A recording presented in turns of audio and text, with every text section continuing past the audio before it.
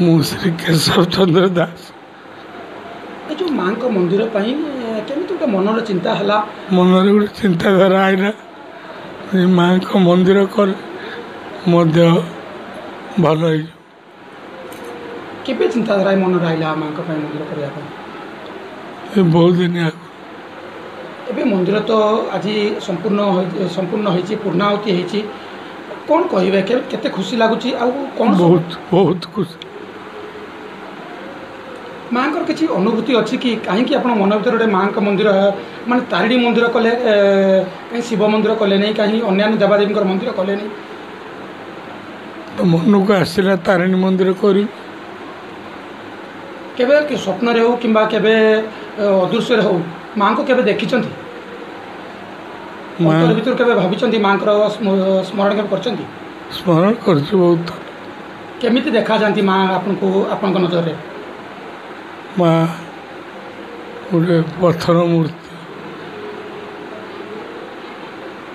मूर्ति देर कौन सब लगी केमी देखा माँ माँ को आप नारी बेस देखते ना आउ को बेस देखते नारी बेस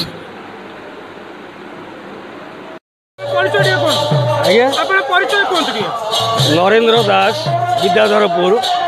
पूर्वतन सरपंच पूर्वतन पीएस मेंबर पूर्वतन सोसाइटी सभापति तारिणी मंदिर आमर विभिन्न प्रकार उद्यम सत्वे मुख्य कर्ता होती केशव चंद्र दास जे दीर्घ 3-4 वर्ष धरी आरंभ करते पूर्वतन सरकार 2.5 लाख टंका अनुदान देते 5T रु से हिसाब से समस्त ग्रामवासी तथा पंचायतर विभिन्न महलू साहाय्य सहानुभूति आसी समस्त उद्यम मंदिरटी आज पूर्णांग आज्ञा पूजा विधि आमर मंदिर प्रतिष्ठा सुदूर विरजा क्षेत्रु पुरोहित मैंने आसी पौरोहित्य करते आज तार समापन दिवस उद्यापन दिवस सुरखुरे विभिन्न महलू आसती कर्मकर्ता मैंने आसती राजनैतिक व्यक्ति मैंने आज अंशग्रहण कर हजार हजार लोक प्रसाद सेवन व्यवस्था कराई सुरखुरे कार्य चली मंदिर प्रतिष्ठा पूर्वर